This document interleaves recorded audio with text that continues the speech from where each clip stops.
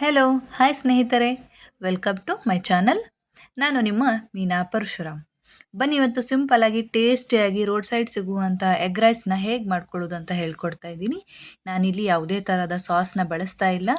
ನೋಡ್ತಾ ಇರ್ಬೋದು, ಇಲ್ಲಿ ನಾನು 2:1 ರೇಷಿಯೋದಲ್ಲಿ 2 ಗ್ಲಾಸ್ ಬಾಸುಮತಿ ಮತ್ತು 1 ಗ್ಲಾಸ್ ಸೋನಾ ಮಸೂರಿ ರೈಸ್ನ ತಗೊಂಡಿದ್ದೀನಿ. ಅದನ್ನು ಚೆನ್ನಾಗಿ ತೊಳೆದು ಅನ್ನನ ಬೇಯಿಸಿಟ್ಕೊಂಡು ಆರಿಸಿ ಒಂದು ತಟ್ಟೆಗೆ ಹಾಕ್ಕೊಂಡು ಇಟ್ಕೊಂಡಿದ್ದೀನಿ. ನೀವು ಬೇಕಿದ್ದರೆ ಎರಡೂ ಬಾಸುಮತಿ ಆದರೂ ಬಳಸ್ಬಹುದು, ಇಲ್ಲ ಅಂತಂದರೆ ಸೋನಾ ಮಸೂರಿ ಆದ್ರೂ ಬಳಸ್ಬೋದು. ಇದನ್ನು ಮಾಡಿ ಆರಿಸಿಟ್ಕೊಂಡಿದ್ದೀನಿ. ನಾನಿಲ್ಲಿ ಒಗ್ಗರಣೆಗೆ ಎಣ್ಣೆನ ತೊಗೊಂಡಿದ್ದೀನಿ, ಒಂದು ಸ್ವಲ್ಪ ಗರಂ ಮಸಾಲಾನ ತೊಗೊಂಡಿದ್ದೀನಿ, ಮತ್ತು ರುಚಿಗೆ ತಕ್ಕಷ್ಟು ಉಪ್ಪನ್ನು ತೆಗೆದುಕೊಂಡಿದ್ದೀನಿ. 1 ಕಪ್ ಈರುಳ್ಳಿ ಉದ್ದುದ್ದ ಕಟ್ ಮಾಡ್ಕೊಂಡಿದ್ದೀನಿ, ಒಂದು ಸ್ವಲ್ಪ ಅಚ್ಕಾರದ ಪುಡಿ, ಅರಿಶಿನ, ಟೊಮ್ಯಾಟೊ, ಸ್ವಲ್ಪ ಕೊತ್ತಂಬರಿ ಸೊಪ್ಪು, ಒಂದು ನಿಂಬೆಹಣ್ಣನ್ನು ಕಟ್ ಮಾಡಿ ಇಟ್ಕೊಂಡಿದ್ದೀನಿ, 1-2 ಹಸಿಮೆಣ್ಸಿನ್ಕಾಯಿ, ಸ್ವಲ್ಪ ಕರಿಬೇವು, ಜೀರಿಗೆ, ಸಾಸಿವೆ, 2 ಏಲಕ್ಕಿ, ಮತ್ತು ನಾನಿಲ್ಲಿ 4 ಮೊಟ್ಟೆನ ತೆಗೆದುಕೊಂಡಿದ್ದೀನಿ. ಇಷ್ಟು ಅನ್ನಕ್ಕೆ 4 ಮೊಟ್ಟೆ ಸಾಕಾಗುತ್ತೆ. ಇದು ಒಂದು 2-3 ಜನಕ್ಕಾಗುವಷ್ಟು ಅನ್ನನ ಮಾಡ್ಕೊಂಡಿದ್ದೀನಿ. ನೋಡ್ತಾ ಇರ್ಬೋದು, ಇಲ್ಲಿ ದೊಡ್ಡದೊಂದು ಪಾತ್ರೆ ತೊಗೊಂಡಿದ್ದೀನಿ. ಆ್ಯಕ್ಚುಲಿ ನಾರ್ಮಲಾಗಿ ಅನ್ನ ಬೇಯಿಸ್ಕೊಂಡು ಯಾವುದೇ ಥರದ ರೈಸ್ ಐಟಮ್ ಮಾಡ್ಕೊಳ್ಬೇಕಾದ್ರೆ ಸ್ವಲ್ಪ ಪಾತ್ರೆನ ದೊಡ್ಡದಾಗಿ ಇಟ್ಕೋಬೇಕು. ಬಿಕಾಸ್ ಅನ್ನ ಬೇಯಿಸಿ ಮಾಡಿಸ್ಕೊಳ್ಳೋದ್ರಿಂದ ಅದು ಸ್ವಲ್ಪ ಕೈ ಆಡ್ಸೋಕ್ಕೆ ಸ್ವಲ್ಪ ಜಾಸ್ತಿನೇ ಸ್ಪೇಸ್ ಬೇಕು ಅಲ್ವಾ, ಹಾಗಾಗಿ ನಾನು ದೊಡ್ಡ ಪಾತ್ರೆ ತೊಗೊಂಡಿದ್ದೀನಿ. ಎಣ್ಣೆ ಕಾದ ಮೇಲೆ ಜೀರಿಗೆ, ಸಾಸಿವೆ, 2 ಏಲಕ್ಕಿನ ಹಾಕ್ಕೊಂಡಿದ್ದೀನಿ, ಸ್ವಲ್ಪ ಹಸಿಮೆಣ್ಸಿನ್ಕಾಯಿನ ಹಾಕ್ಕೊಂಡಿದ್ದೀನಿ, ಮತ್ತು ಕರಿಬೇವನ್ನು ಹಾಕ್ಕೊಂಡಿದ್ದೀನಿ. ಎಲ್ಲವೂ ಚಟಪಟ ಅಂತ ಸಿಡಿತಿರ್ಬೇಕಾದ್ರೆ ನೋಡ್ತಾ ಇರ್ಬೋದು, ಸ್ವಲ್ಪ ಕೈ ಆಡಿಸಿ ನಾನು ಕಟ್ ಮಾಡಿ ಇಟ್ಕೊಂಡಿರುವಂಥ ಈರುಳ್ಳಿ ಏನಿತ್ತಲ್ಲ ಅದನ್ನು ಸೇರಿಸ್ಕೊಳ್ತಾ ಇದ್ದೀನಿ. ಈರುಳ್ಳಿ ಸ್ವಲ್ಪ ಕೆಂಪಗಾಗುವವರೆಗೂ ಫ್ರೈ ಮಾಡ್ಕೋಬೇಕು. ಸ್ವಲ್ಪ ಗೋಲ್ಡನ್ ಬ್ರೌನ್ ಟರ್ನ್ ಆಗುವಷ್ಟು ಫ್ರೈ ಮಾಡಿಕೊಂಡ್ರೆ ಸಾಕು. ನಾನಿಲ್ಲಿ ಯಾವುದೇ ಥರದ ಸಾಸ್ ಎಲ್ಲ ಬಳಸ್ತಾ ಇಲ್ಲ. ಮಾಮೂಲಿಯಾಗಿ ರೋಡ್ ಸೈಡೆಲ್ಲ ತುಂಬಾ ಸಾಸ್ ಹಾಕಿ ಮಾಡಿಕೊಡ್ತಾರೆ. ಸಾಸ್ ಎಲ್ಲ ಆರೋಗ್ಯಕ್ಕೆ ಒಳ್ಳೆಯದಲ್ಲ ಫ್ರೆಂಡ್ಸ್. ಆದಷ್ಟು ಸಾಸ್ಗಳನ್ನು ಅವಾಯ್ಡ್ ಮಾಡಿ. ಅವರು ಸುಮಾರು ವರ್ಷಗಳಿಂದ ಇಟ್ಟು ಅಥವಾ ಸುಮಾರು ತಿಂಗಳಿಂದ ಇಟ್ಟು ಸ್ಟಾಕ್ ಮಾಡಿರ್ತಾರೆ. ಸೊ ಹಾಗಾಗಿ ನಾವು ಮನೇಲಿ ಮಾಡ್ಕೊಳ್ಳೋದ್ರಿಂದ ಯಾವುದೇ ಸಾಸ್ ಎಲ್ಲ ಬೇಡ ಅಂತ ಅನಿಸುತ್ತೆ. ನಾನು ವಿತೌಟ್ ಸಾಸಲ್ಲೇ ಎಗ್ ರೈಸ್ನ ಮಾಡ್ಕೊಳ್ತಾ ಇದ್ದೀನಿ. ನೋಡ್ತಾ ಇರ್ಬೋದು, ಇವಾಗ ಈರುಳ್ಳಿ ಎಲ್ಲ ಸ್ವಲ್ಪ ಕಲರ್ ಚೇಂಜಸ್ ಆಗಿ ಸಾಫ್ಟಾಗಿ ಬಂದಿದೆ. ಇದಕ್ಕೆ ನಾನಿವಾಗ ಕಟ್ ಮಾಡಿ ಇಟ್ಕೊಂಡಿರುವಂತಹ ಟೊಮೆಟೊನ ಸೇರಿಸ್ಕೊಳ್ತಾ ಇದ್ದೀನಿ. ಟೊಮೆಟೊನ ಸೇರಿಸ್ಕೊಂಡು ಚೆನ್ನಾಗಿ ಮಿಕ್ಸ್ ಮಾಡ್ಕೋಬೇಕು, ಸ್ವಲ್ಪ ಫ್ರೈ ಆಗೋವರೆಗೂ.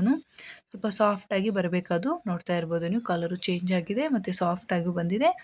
ನಾನಿವಾಗ ಇದಕ್ಕೆ ತಗೊಂಡಿರುವಂತಹ ಅಚ್ಕಾರದ ಪುಡಿ ಏನಿತ್ತಲ್ಲ ಅದನ್ನು 2 ಸ್ಪೂನ್ ಸೇರಿಸ್ಕೊಳ್ತಾ ಇದ್ದೀನಿ.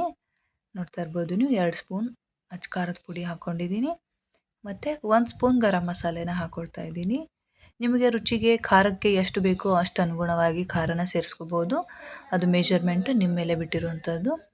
ಮತ್ತು ನಾನಿಲ್ಲಿ ಸ್ವಲ್ಪ ಉಪ್ಪನ್ನು ಸೇರಿಸ್ಕೊಳ್ತಾ ಇದ್ದೀನಿ.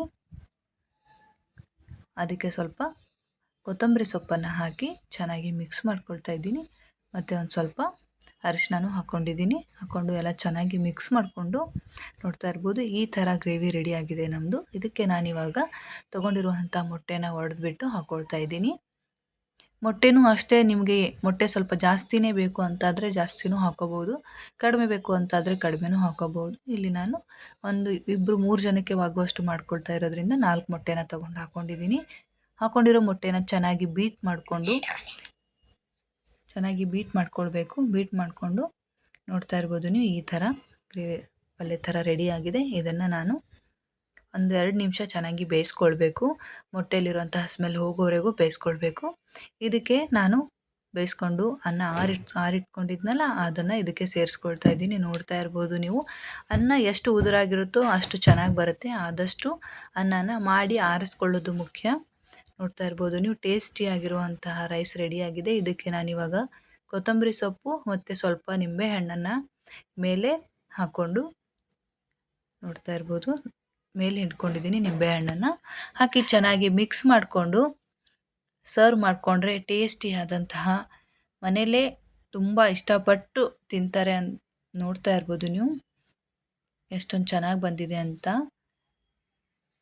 ನಾವು ಮಾಡಿರೋಂತಹ ಎಗ್ ರೈಸ್ ನಿಮಗಿಷ್ಟ ಆದರೆ ಒಂದು ಲೈಕ್ ಮಾಡಿ, ಶೇರ್ ಮಾಡಿ ಮತ್ತು ಸಬ್ಸ್ಕ್ರೈಬ್ ಮಾಡಿ. ನೀವು ಮಾಡೋ ಸಬ್ಸ್ಕ್ರೈಬ್ ಒಂದು ಮೋಟಿವೇಶನ್ ಸಿಕ್ಕಂಗಾಗುತ್ತೆ, ಮತ್ತು ಹೊಸ ವಿಡಿಯೋ ಮಾಡೋದಕ್ಕೆ ಹೆಲ್ಪ್ ಆಗುತ್ತೆ. Thank you.